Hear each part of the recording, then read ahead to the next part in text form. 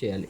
Samsung phone flash చేయాలన్నప్పుడు home button లేని ఫోన్లకి వాల్యూమ్ అప్ డౌన్ ప్రెస్ చేసి ఇలా సిస్టమ్కి కమ్యూనికేట్ అయి ఉన్న ఇది కూడా చూడండి, సిస్టమ్కి కమ్యూనికేట్ అయి ఉన్న ఇలా కేబుల్ని మనం ఇలా దీనికి ఇన్సర్ట్ చేయాలి. ఇలా వస్తుంది మనకి, ఇలా వస్తుంది. ఇలా వచ్చిన తర్వాత వాల్యూమ్ అప్ ప్రెస్ చేయండి.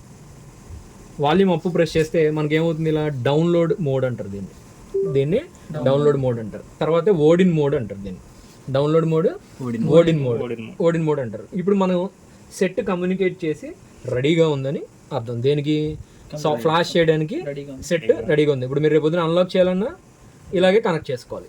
ఈ సెట్ ఏ శాంసంగ్ అయినా మీరు ఈ రకంగా కమ్యూనికేట్ చేసుకోవాలి. దేనికి, సిస్టమ్కి కమ్యూనికేట్ చేసుకోవాలి. తర్వాత మనకి ఫ్లాష్ ఫైల్ డన్. ఇక్కడ మనం ఫ్లాష్ ఫైల్ డౌన్లోడ్ చేస్తాం.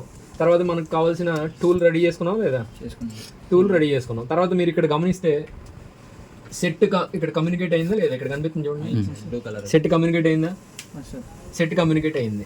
సో ఇక్కడ మీరు దీన్ని మినిమైజ్ చేసి మళ్ళీ ఇక్కడ చూడండి మేనేజ్లోకి వెళ్తే, దిస్ పీసీ మీద క్లిక్ చేసి మేనేజ్లోకి వెళ్తే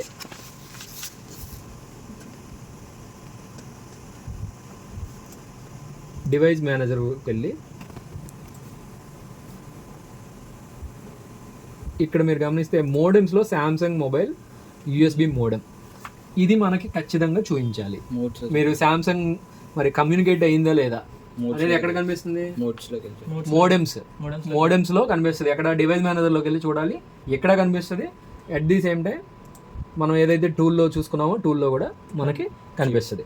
అలాగే హోమ్ బటన్ ఉన్న ఫోన్లకి అయితే home button, power button, volume down మూడు ఎట్ ఎ టైం ప్రెస్ చేస్తే పవర్ ఆఫ్ చేసి ఈ మోడ్కి వస్తుంది. తర్వాత వాల్యూమ్ అప్ నొక్కితే ఈ రకంగా డౌన్లోడ్ మోడ్కి వస్తుంది.